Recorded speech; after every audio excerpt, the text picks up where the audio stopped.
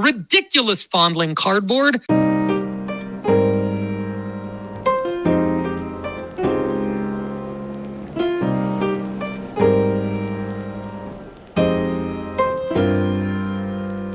What is up?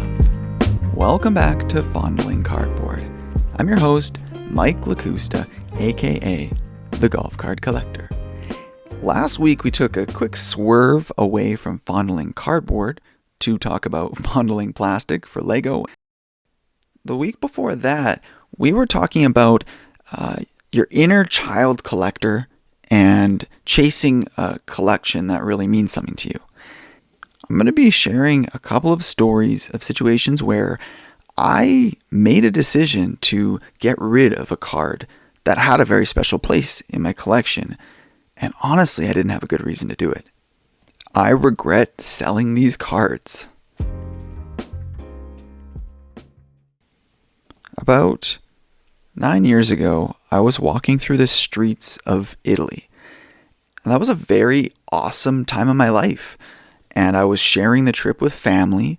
And what better to commemorate a trip or a special time in your life than cards? Having a card associated with that memory. Well, I'm not talking about going out and looking for a card on eBay when you get home. I'm talking about stumbling into a card that you happen to collect while you're visiting a foreign country. Well, we had some rain, and these little newsstands sell all kinds of stuff. And of course, we went to go buy an umbrella.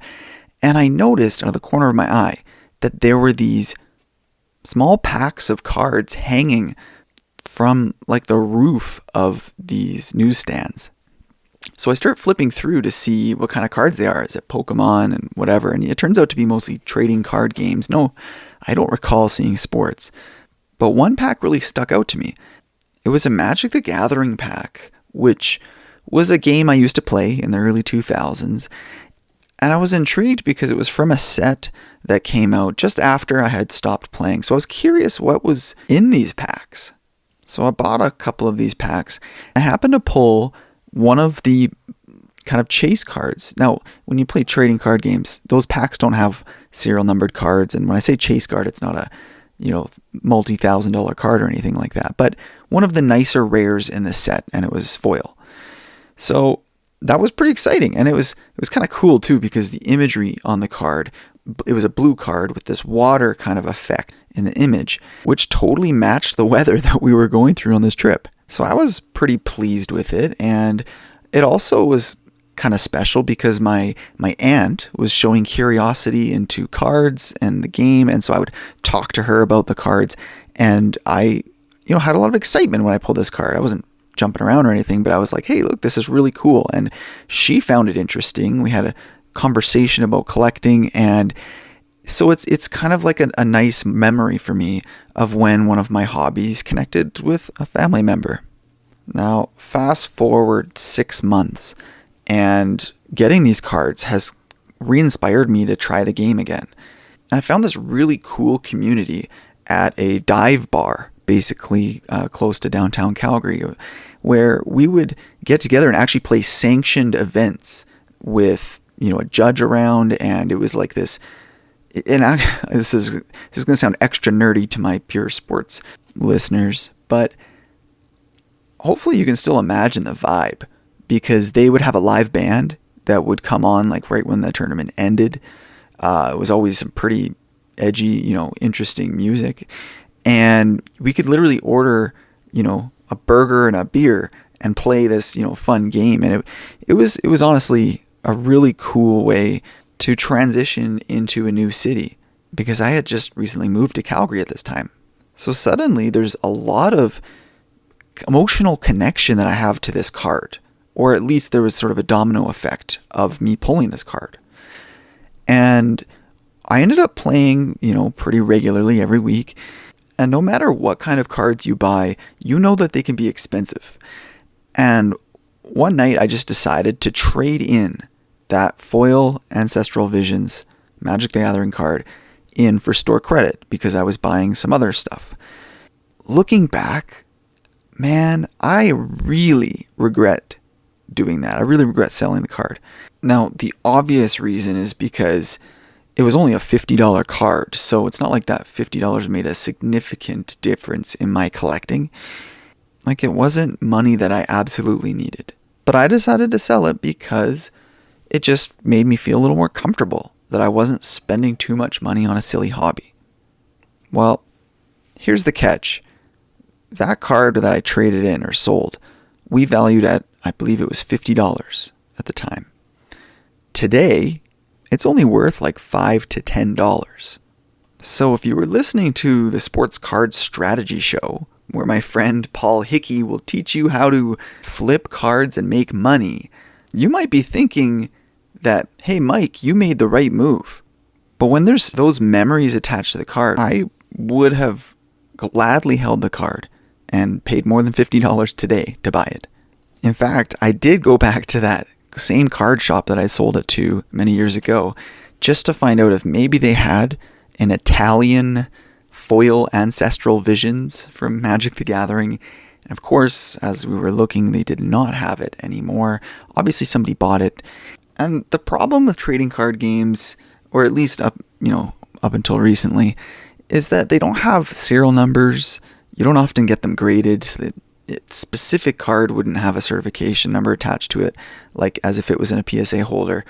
Because these are really game pieces. People shuffle them, they put them in their decks, they put them in binders, things like that as well, but it's a game, first and foremost.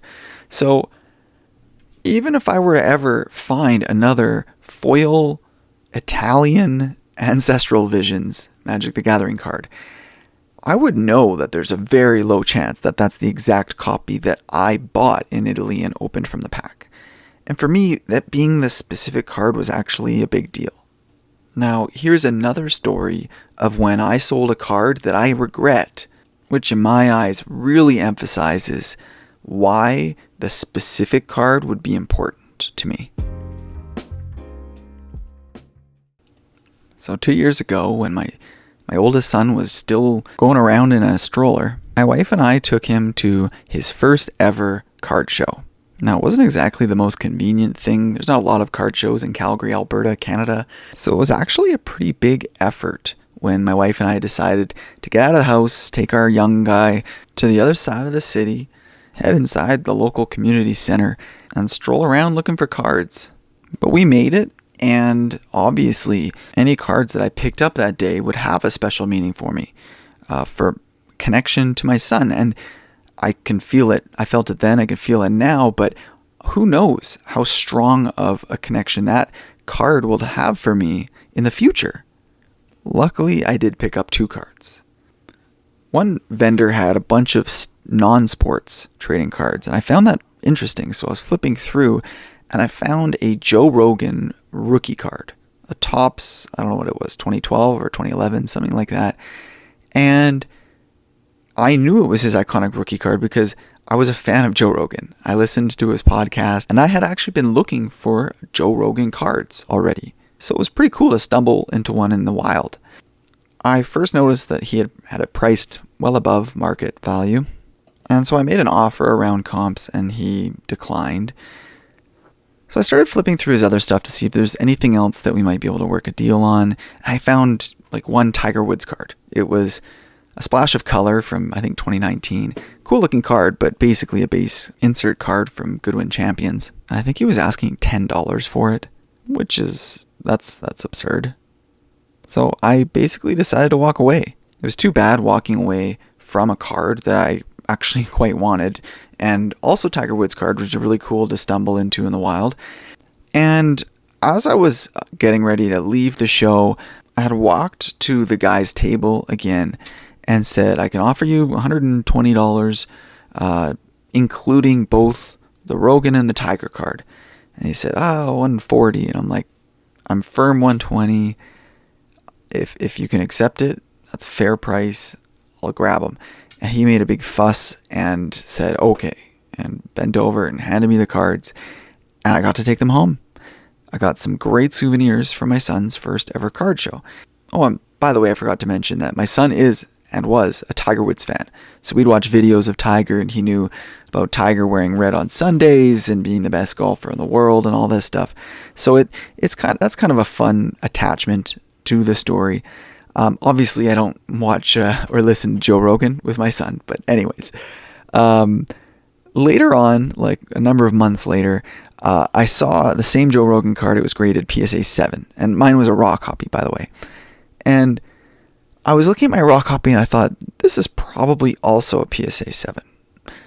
I would like to get it slabbed, or I can buy a PSA 7 that just popped up on eBay for around the same price as this one, and then I can just sell this one off and potentially sell a raw copy for more than what a PSA 7 is worth, because a lot of the flipping game in our hobby has involved buying raw cards with the prospect of getting them graded and hoping for a gem mint or even a PSA 9 on a card like this. So I executed the plan. I sold my copy of Joe Rogan for a hair more than I bought it for, and then I bought the PSA 7 off of eBay for less than a price of a raw copy. So I ended up saving some money, and I got my card in a slab. But of course, as I go to admire the card, I know that that's not the same piece of cardboard that I bought at my son's first card show. And I was disappointed in myself instantly, because that's the card I had been looking for. I happened to stumble into it at my son's first card show, and I bought it. But I just gave it away, and since it's raw, I have no way of getting it back and knowing that it's that copy of the card. So I still have that PSA 7 Joe Rogan. I can't look at it the same because I know it's not the one. But what about that Tiger Woods card, right? Even though it's a base card, it's nothing too exciting. It's a cool looking card.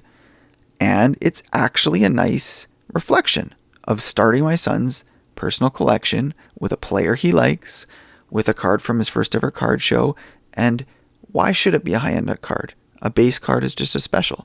So at the end of the day, in that situation, it worked out. I absolutely regret selling that copy of the Joe Rogan rookie card, but it turns out that the base Tiger Woods card is what actually links my memory, my son, and the show.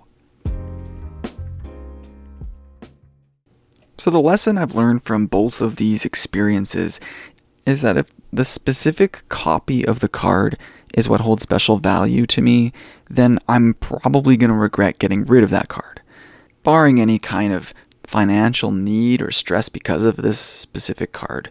However, if I can imagine picking up the same card, but I felt indifferent if it's the exact copy of the card, then that's a sign that it's okay to let it go. We can keep our eyes out in the future if we change our minds. That is, of course, assuming it's not a super duper rare, low pop, low serial numbered card, blah, blah, blah. Like, there is so much nuance in this hobby now. Anyways, I'd be curious to hear your thoughts. Do you have any kind of preference for a specific piece of cardboard that you pulled or that you bought or acquired from somebody?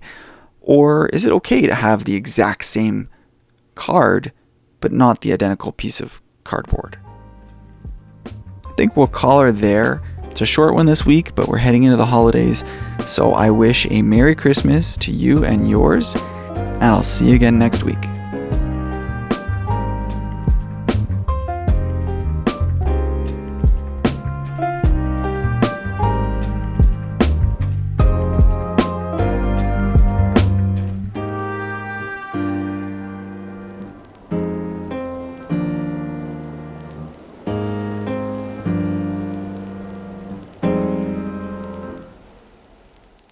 Ridiculous golf card collector.